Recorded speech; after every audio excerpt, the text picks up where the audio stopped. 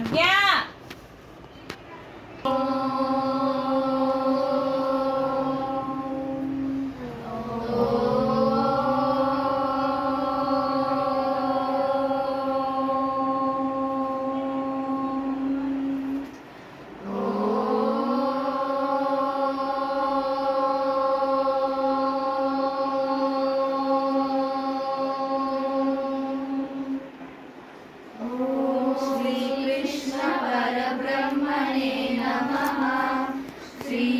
श्रीमद्भगवद्गीता अथ द्वादशोऽध्यायः।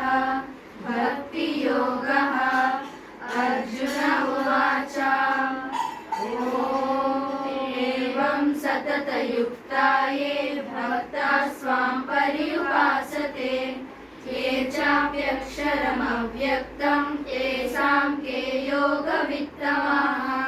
श्रीभगवानुवाच मय्यावेश्य मनो ये मां नित्ययुक्ता उपासते श्रद्धया परयोपेतास्ते मे युक्ततमा मताः।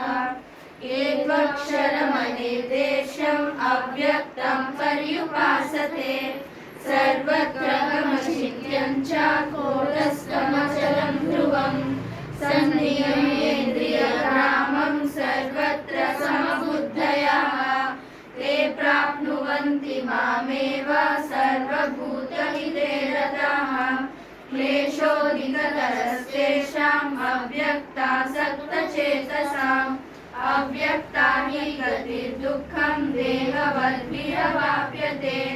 ये तु सर्वाणि कर्माणि मयि सन्न्यस्य मत्पराः अनन्येनैव योगेन मां ध्यायन्त्य उपासते तेषामहं समुद्धाता मृत्युसंसारसागरात् भवामि न चिरात् पार्थ मय्यावेशितचेतसाम् मय्येव मनः तत्स्व मयि बुद्धिं निवेशय निवशिष्यसि मय्येव अत ऊर्ध्वं न संशयः।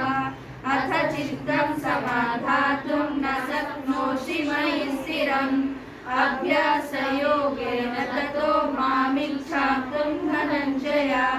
अभ्यासेऽप्यसमर्थोऽसि मत्कर्म परमो भव मदर्थमपि कर्माणि कुर्वन् सिद्धिमवाप्स्यसि। अथेतदप्यशक्तोऽसि कर्तुं मद्योगमाश्रितः सर्वकर्मफलत्यागं ततः कुरु यथात्मवान्। श्रेयो हि ज्ञानमभ्यासात् ज्ञानात् ध्यानं विशिष्यते ज्ञानं कर्मफलत्यागात् त्यागात् शान्तिरनन्तरम्।